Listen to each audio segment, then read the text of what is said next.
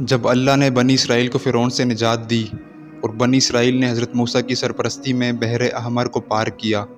اور فرعون اور اس کا لشکر سمندر میں غرق ہو گیا، اس کے بعد حضرت موسیٰ علیہ السلام کو حکم ہوا کہ آپ بنی اسرائیل کو لے کر بیت المقدس چلے جائیں، لیکن اس وقت ارض مقدس پر قوم عمالقہ کا قبضہ تھا جو بدترین کافر تھے۔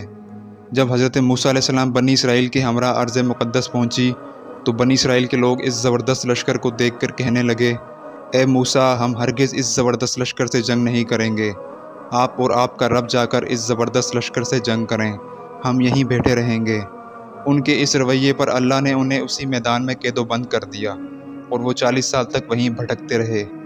یہاں تک کہ میلوں کا سفر کرتے، لیکن پھر صبح ہوتی تو وہ وہیں پہنچ جاتے جہاں سے انہوں نے چلنا شروع کیا تھا۔ جب بنی اسرائیل کے پاس کھانے پینے کا سامان ختم ہو گیا تو وہ بہت پشیمان ہوئے اور روتے گڑ گڑاتے معافی مانگنے لگے۔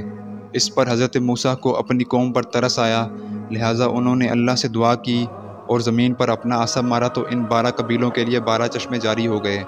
حضرت موسیٰ کی دعا کا اثر تھا کہ تپتے ریگستان میں اللہ کے حکم سے ایک بادل ان پر سایہ کیے رکھتا تھا۔ اس کے علاوہ اللہ کی سب سے بڑی عنایت یہ تھی کہ اللہ نے ان پر آسمان سے من و سلوہ اتارا۔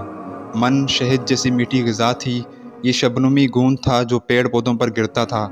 جسے صبح بنی اسرائیل اکٹھا کر کے کھا لیتی تھی۔ سلوہ ایک قسم کا پرندہ تھا جو شام ہوتے ہی ہزاروں کی تعداد میں اس میدان کی طرف امڑ آتے تھے، جنہیں بنی اسرائیل بھون کر کھا لیتے تھے۔ اس طرح اس وادی میں بنی اسرائیل ایک اچھی زندگی بسر کر رہی تھی۔ حضرت موسیٰ نے حکم دیا کہ تم روز من و سلوہ کھا لیا کرو اور کل کے لیے جمع نہ کیا کرو، لیکن اس سرکش قوم کو یہ خطرہ لاحق تھا کہ ایسا نہ ہو کہ کہیں اگلے دن من و سلوہ نہ اترے اور ہم اس ریگستان میں بھوکے مر جائیں، لہٰذا انہوں نے من و سلوہ کو آنے والے دنوں کے لیے جمع کرنا شروع کر دیا اور اپنے پیغمبر کی اس نافرمانی پر ایسی نحوست پھیلی کہ اللہ نے اس قوم پر من و سلوہ اتارنا ہی بند کر دیا۔